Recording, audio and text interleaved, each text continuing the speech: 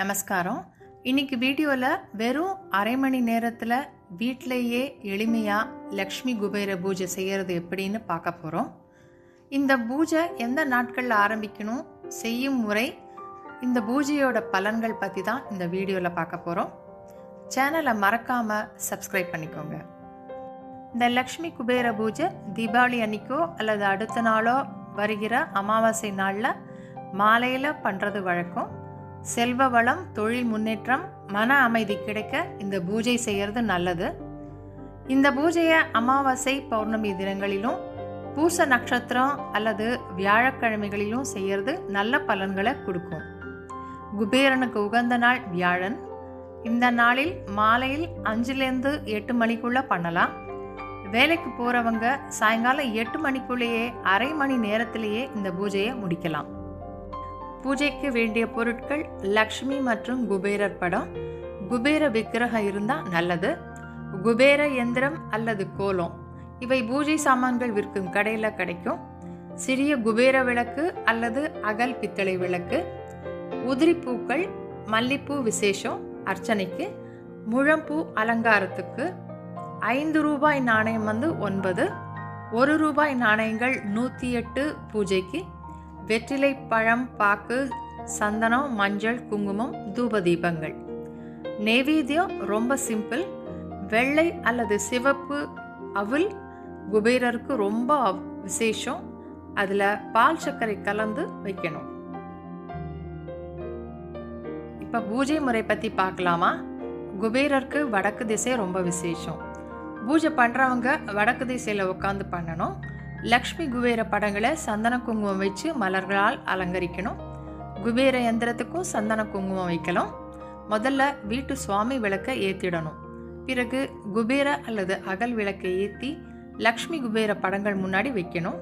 ஒரு வெத்தலையில் மஞ்சள் பிள்ளையார் பிடித்து வைக்கணும். அப்படி இல்லைன்னா சிறிய பிள்ளையார் படமும் வச்சுக்கலாம். முதல்ல மனசில் நம்மளோட குலதெய்வத்தையும் லக்ஷ்மி குபேரரையும் பிரார்த்தனை செய்யணும். பிள்ளையாருக்கு கைகளில் சிறிது உதிரி பூக்களை எடுத்துக்கொண்டு பின்வரும் ஸ்லோகத்தை சொல்லணும். 5 கரத்தனை யானை முகத்தனை, இந்தின் இளம்பிறை போலும் எயிற்றினை, நந்தி மகன்தனை ஞான கொழுந்தனை, பந்தியில் வைத்து அடி போற்றுகின்றேனே. இதை சொன்னதுக்கப்புறம் அந்த பூக்களை பிள்ளையார் முன்பு சமர்ப்பிக்கணும். அடுத்து லக்ஷ்மியை பிரார்த்தனை பண்ணணும். கைகளில் கொஞ்சம் பூக்களை எடுத்துண்டு இந்த ஸ்லோகத்தை சொல்லணும். திருமால் மார்பில் வாழும் லக்ஷ்மி, ஸ்ரீ வைகுண்டம் ஆளும் லக்ஷ்மி, தேவர்கள் போற்றும் மகாலட்சுமி, திருவருள் புரிய வீட்டுக்கு வா. இதை சொன்னதுக்கப்புறம் அந்த பூக்களை லக்ஷ்மியோட பாதத்தில் போடணும். அடுத்தது குபேரன் துதி. கையில் கொஞ்சம் பூ எடுத்துட்டு இந்த மந்திரத்தை சொல்லணும். வளம் யாவும் தந்திடுவாய் வைஸ்ரவணா போற்றி, தனம் தந்து காத்திடுவாய் தனபதியே போற்றி, குறைவிலா வாழ்வழிப்பாய் குபேரனே போற்றி, உறைந்திடுவாய் நீ இங்கே உத்தமனே போற்றி, சங்கநதி பதுமநதி சார்ந்து நிற்பாய் போற்றி, மங்களங்கள் தந்து எம்மை மகிழ்விப்பாய் போற்றி, பொங்கும் நலம் யாவும் உன்னருளே போற்றி, தங்கிட செய்வாய் செல்வம் போற்றினோம் போற்றி போற்றி. இதை சொன்னதுக்கப்புறம் பூவை குபேரனுக்கு போடணும். இந்த மந்திரத்தை டிஸ்கிரிப்ஷன் பாக்ஸில் கொடுக்குறேன். அடுத்து குபேர யந்திரம் அல்லது கோலத்தில் சந்தன குங்குமம் இட்டு லக்ஷ்மி குபேர படங்களுக்கு முன்னாடி வச்சு இந்த ஸ்லோகத்தை சொல்லணும். ஓம் யக்ஷாய குபேராய வைஸ்ரவனாய தனதான்யாதிபதியே தனதான்ய சம்ருத்துமே தேகி தேகி தாபய ஸ்வாஹா. இந்த மந்திரத்தை 9 முறை சொல்லி ஒவ்வொரு முறைக்கும் ஒரு 5 ரூபாய் நாணயம் யந்திரத்தின் மேலே 9 எண்களுக்கு பக்கத்தில் எண்கள் மறையாதவாறு வைக்கணும். அடுத்தது குபேரா போற்றி 108 நாமங்கள்.